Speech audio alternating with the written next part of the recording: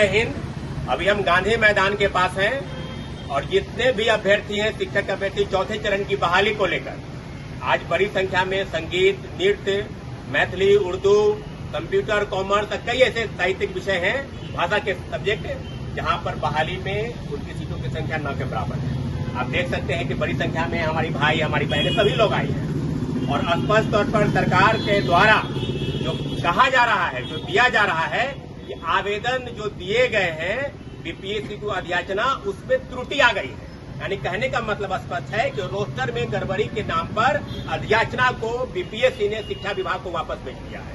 पहली मांग ये है कि जिस प्रकार से विगत 2 वर्षों से कभी रोस्टर के नाम पर, कभी वैकेंसी में कुछ गलती के नाम पर, कभी दिव्यांग आरक्षण, कभी महिला आरक्षण के नाम पर बार बार आवेदन करके शिक्षा विभाग और बीपीएससी अभ्यर्थियों को गुमराह कर रही है, पूर्व की भांति, पूर्व के शिक्षा मंत्री की तरह ही वर्तमान शिक्षा मंत्री भी वही खेल खेल रहे हैं। और आज जिस विषय की हम चर्चा करेंगे वो यही है कि सीटों की अध्याचना में जो त्रुटि हुई है, इसका मतलब स्पष्ट है कि सरकार ये चाहती है कि अभ्यर्थी सड़क पर प्रोटेस्ट करे। सरकार के द्वारा ये बात बार गुमराह किया जा रहा है। और दूसरा सबसे बड़ी मांग है कि एकल परीक्षा पद्धति यानी सिंगल फेज की जो मांग है वो इसलिए है कि 1 से लेकर 3 तक तीनों फेज की बहाली में सरकार द्वारा ये बार बार परीक्षा ली गई और सिर्फ सिंगल फेज की परीक्षा ली गई। तो कौन सी ऐसी बात है भाई कि आप परीक्षा पद्धति में बदलाव चाहते हैं, यानी प्रीलिम्स और मेंस लेना चाहते हैं? तो पेपर लीक और धांधली सेटिंग रोकने का ये जो तर्क है, ये तर्क बेतुका है, इसका कहीं कोई सवाल नहीं है, कहीं कोई औचित्य नहीं है। और तीसरा और महत्वपूर्ण सवाल है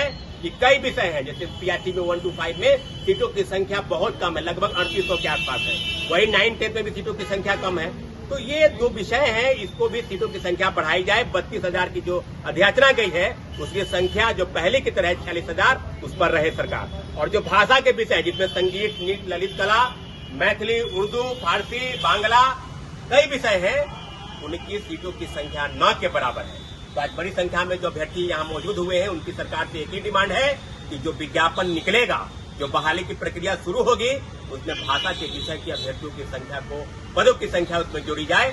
अगर आप नहीं जोड़ते हैं तो 5 तारीख के बाद बड़ी संख्या में, सिर्फ एक मांग नहीं है कि बहाली पर आप अभ्यर्थियों को बरगला रहे हैं, ये सवाल है कि अभ्यर्थियों की मांग को आप दरकिनार करके 2 वर्षों से इंतजार कर रहे हैं और भाषा के कोई भी विषय के छात्र नहीं है, तो सारे लाखों लाख अभ्यर्थी इंतजार कर रहे हैं। इसलिए संगीत, नृत्य, मैथिली, उर्दू, फारसी या कई भाषा के विषय हैं जिनमें पदों की संख्या 9 के बराबर है।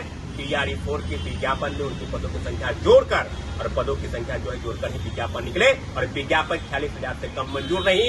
एकल पद्धति में परीक्षा हो, डोमिसाइल, महिला आरक्षण, दिव्यांग आरक्षण का पारिश्रमिक पूर्ण करे सरकार और बहुत जल्द बहाली निकाले।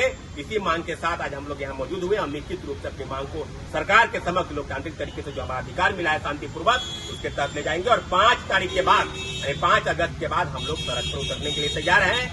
मिथिलेश तिवारी जी से हम यही आग्रह करेंगे कि जो बार आप मीडिया में बोलते हैं कि भेज दिए हैं, लोग पहचानते नहीं हैं, तो लोग सब पहचानते हैं आपको। आप शिक्षा मंत्री हैं, गुमराह करना बंद कीजिए, नहीं तो अपना इस्तीफा तैयार रखिए। 5 तारीख के बाद बड़ी संख्या में शिक्षा सड़क पर उतरेंगे।